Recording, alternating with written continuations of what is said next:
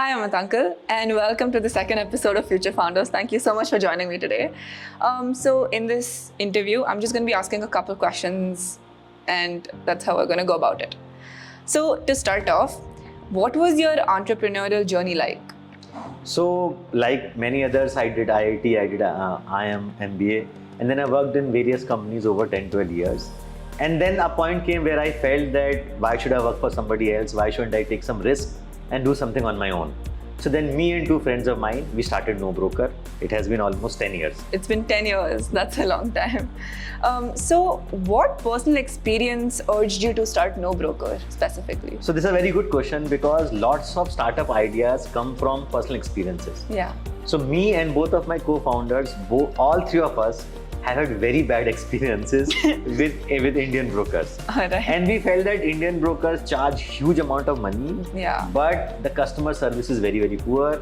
And today in the internet age, when I can send a friend request to anybody in the world, why should a property owner and a tenant or a buyer should not be able to connect through technology? So that was the genesis, and that's how we started. That's a fair point.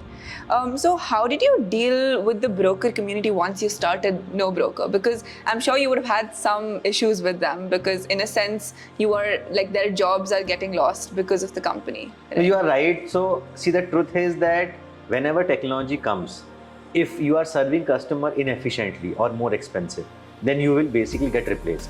So long time back we used to use landline phones, then we shifted to mobile phones.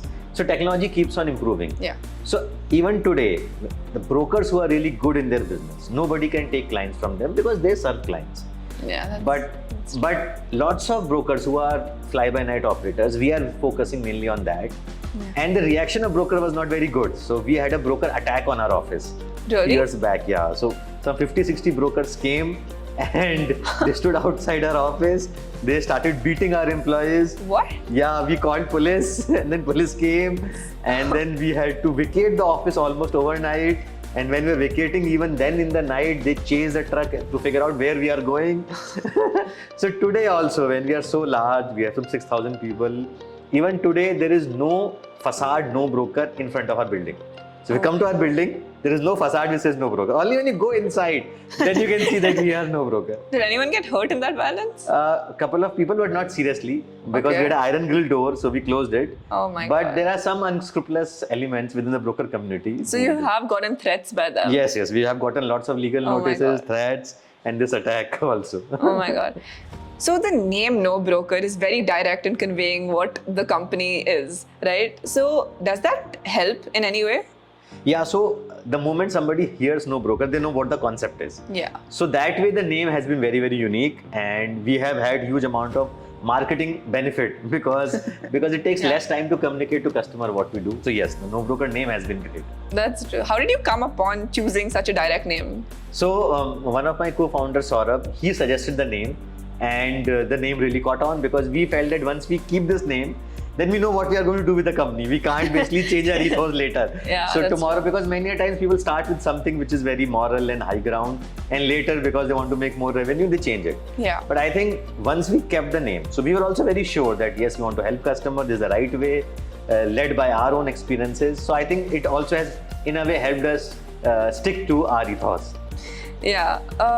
So you have raised fundings from Tiger Global and General Atlantic, right? So how did you convince them to give such a large funding for your company in the starting? So I see in the starting, it was very difficult for us to raise funds. So many of the people who might be watching this also may have a feeling that the funding world is like a Shark Tank, but it is not. Funding world may seem very easy, but is also very tough because lots of new ideas are coming in, people are competing. I think the final decision maker is customer. So in the initial years, it was very difficult for us to raise funding because what we are doing has never been done anywhere else in the world. Yeah. So US, UK, everywhere, companies are broker-led. So it was difficult, but over the years, as customers accepted us more and more, and from say 1,000 customers a month, now we are 6 lakh new customers a month.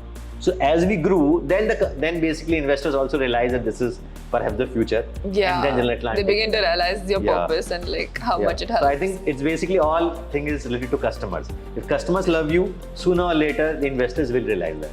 That's fair. So, do you feel that the name No Broker sort of restricts you from expanding your business into other sectors?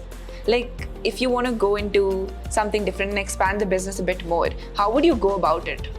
No, you are right. So from real estate, when we expanded to home services, home interiors, painting, cleaning, so there it was not that much difficult. We started calling it No Broker Painting.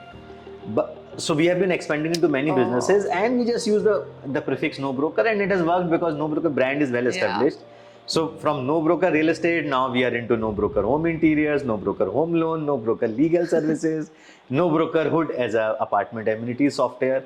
So I think that hasn't restricted us at all. Yeah, I didn't think about it that way. Yeah. So now I just have a couple non-business related questions that I've listed down. So I'll just ask them and you can just give a quick answer. In college, what was your nickname? Well, my nickname was Rangila. Why was it Rangila?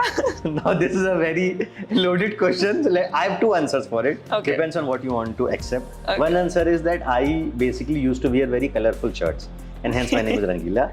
Second answer is that I used to have lots of pen girlfriends. That's why my name is Rangila. So you choose what answer you want to accept. So was it not related to the movie? No, it was not. Not at all? No. Okay. Do you think that like getting an MBA was necessary for your business? Not necessarily. See, if you see all around the world, there are lots of entrepreneurs who started just after college or who started midway in the college. And there are lots of many entrepreneurs who did MBA and then figured it out. So I think there is no rule. Yes, MBA does help you understand accounting, business language, and helps you give some grounding the same way in which engineering helps you appreciate problem solving a bit more. So it did help, but had I done business without MBA also, the answer is yes. Okay. What recommendation do you have for high schoolers like us who intend on starting businesses one day? So my suggestion would be to just look around you and see the businesses that you consume. For example, if a high schooler is chatting on Discord, then think about Discord. Why Discord as a business is good. If you are ordering through Blinkit, then try to understand how Blinkit works. So I would say if you want to start a business in future or if you want to join a startup, the best technique is from morning to evening, whatever products you are consuming, whatever softwares you are using, just try to think how that business is impressive and why and what makes that business tick. I think then slowly you will develop that. So you get more ideas from that. Okay. Yeah. What is one thing that you think correlates to success? See, there are two things. One is hard work, and second is luck.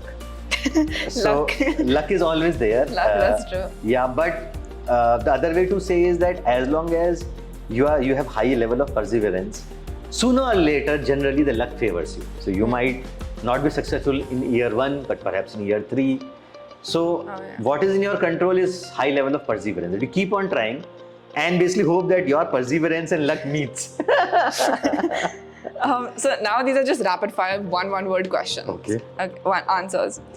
Did you ever skip a class when you were in school? Yes, but very less. Okay. What was your favorite subject in school? Maths. Always. Always. Okay. Dream job as a kid? Pilot, like many other kids. Yeah. How did you do in your 12th grade board exams? I did pretty well. Okay. Do you think that correlates to your success? See, I think the marks do not correlate to success. The sacrifice that you do to get good marks. For example, you skip a good movie to basically study and then get marks. Yeah. Or if you get a bad marks in a subject and then you don't get disheartened and you try again. I think those core skills help you. The marks and the subject, even for IIT, you don't remember anything.